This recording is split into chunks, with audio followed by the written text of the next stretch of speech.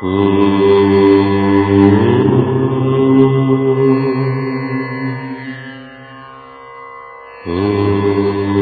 I realise that the title of this video is perhaps controversial and it may provoke a few people, but I also realise that yoga is a wonderful practice and that there are thousands, millions of people practicing across the planet and bringing peace and harmony into their lives and the lives of others.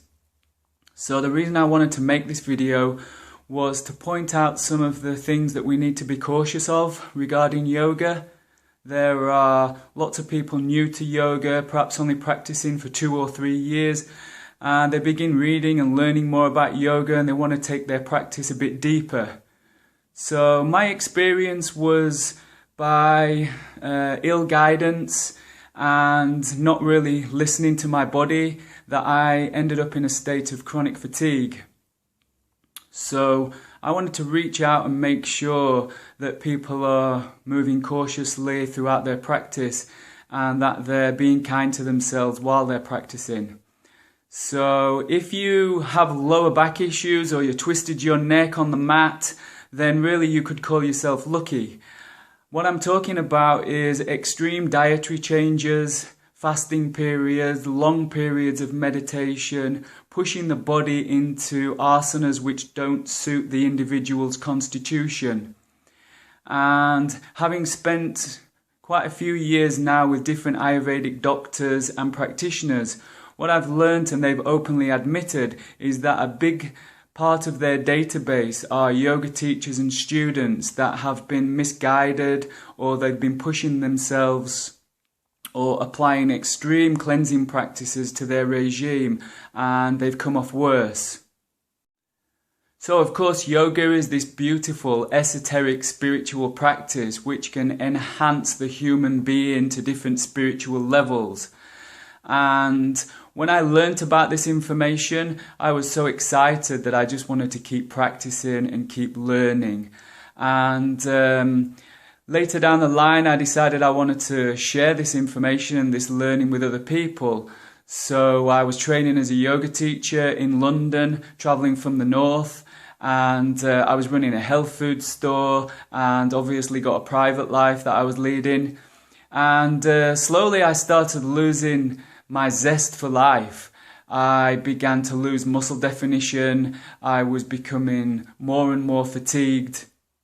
And of course I did then what I thought was the right thing, and I got more and more into my practice. So I was sure that this incredible yoga journey was going to be fruitful. And so what I did is I started reading more books and I started tweaking my diet, trying different supplements, doing longer processes of meditation. And slowly but surely I was depleting my system. And so in 2007 I ended up in a state of chronic fatigue, absolutely floored. And I kept a diary of my progress from then. And in the early stages, the only thing that I could do was lie flat on my back and raise my arms about 8 times above my head. So for those of you that know about post-exercise malaise, you'll know that it's really important that we give a break before we begin practicing again and we find out the repercussions of the exercise on the body. So I was finding that sometimes 10 arm raises was putting me back into a state of fatigue. So it's been a long, hard road getting back to balance. I had no access to yoga therapists or Ayurvedic consultations in the north of England, and so I had to be really patient. Of course, the human body is a beautiful orchestra when everything is running well. And we have good energy, we feel good about ourselves, and we feel in harmony with our environment.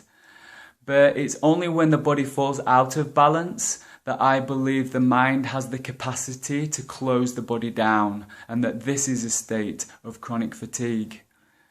So in the north of England, I had no access to Ayurvedic doctors or yoga therapists, and so I turned to India. I initially went for a 3-month Panchakarma treatment to Pune, And then after that, as I was getting some good results, I spent quite a bit of time over in the Wayanad district in South India, learning more about Ayurveda, the doshas, and my body type, and what it was that my body needed. And in my findings, I realized that coming to the yoga arena without fully understanding the body and the constitution type can be detrimental.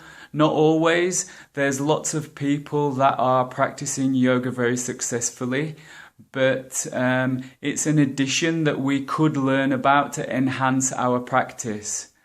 So the spiritual pursuit concerns more of the mind and the three gunas, and those three states need to be in harmony in order for us to access higher spiritual planes or a better spiritual connection.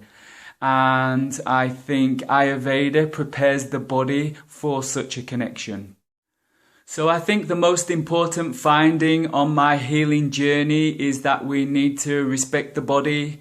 We need to understand our constitution and find out which yoga practice better suits our needs. Taking on board yoga is a big responsibility. There's lots of esoteric practices, lots of deep cleansing practices that we can use, and we need to understand where we're at and at what level those practices can be applied. The other thing, of course, is to remember that we must not take ourselves too serious with the yoga practice. We're constantly challenging our egos, peeling back the layers, and I think sometimes this can have a detrimental effect to the personality. The individual needs of each human being are different, and we must celebrate those. And it's only when we're able to take ourselves lighter and learn this information and apply love to ourselves that we're able to go out with a full expression of a human being, exactly who we are, and influence and inspire other people to make some changes. So just to finish off, I wanted to say for anyone that's new to yoga, learn well. Anyone that's wanting to become a teacher, find good mentors and don't necessarily teach or practice on yourself what you're taught. Go deep and find your truth. It's very important that we test small but measure big.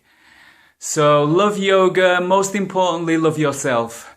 And for anyone that's had any stories that they want to share of how they've fallen off the path, or they've fallen off the line from pushing their boundaries, then I'd love to hear from you. I'm not necessarily looking for any hints or tips of where I went wrong, what I could have done, what I could have changed.